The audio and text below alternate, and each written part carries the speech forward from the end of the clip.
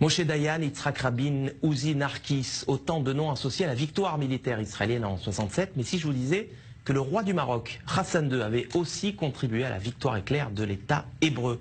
Info, Intox, Johanna Binder, bonsoir. Bonsoir. Alors, est-ce que Israël a effectivement gagné cette guerre de 67 grâce à l'aide du Maroc? Eh bien, sans le Maroc, Israël n'aurait peut-être pas gagné la guerre des 6 jours. Alors, tout commence en 1965, on est 2 ans avant que débute la guerre des 6 jours.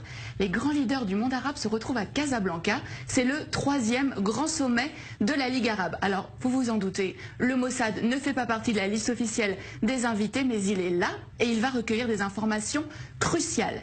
Il y a un protagoniste, c'est Nasser, le président égyptien, le leader de la coalition arabe.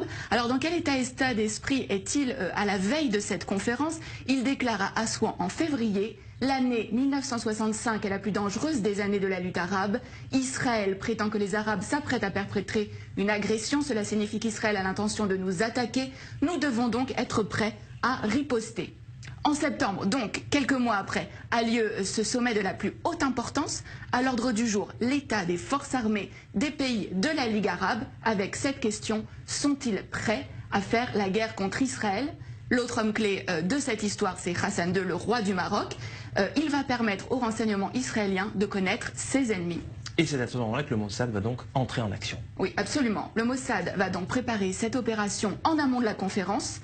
Plusieurs jours avant, une équipe du Shin Bet et du Mossad, il s'appelle à Tsiporim, donc les oiseaux, vont occuper le dernier étage du très luxueux hôtel à Casablanca où sont attendus les dirigeants arabes et où va aussi avoir lieu la conférence.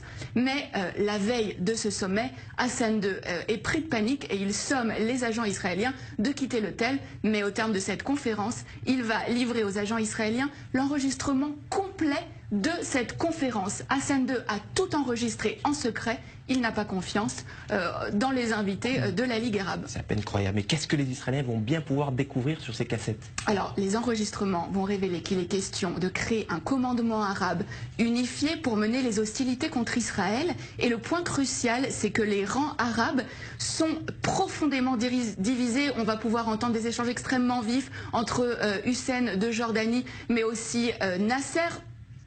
Et alors, ce qui est vraiment important, c'est que les nations arabes vont vraiment révéler leurs faiblesses. Elles ne sont absolument pas préparées pour une guerre contre Israël.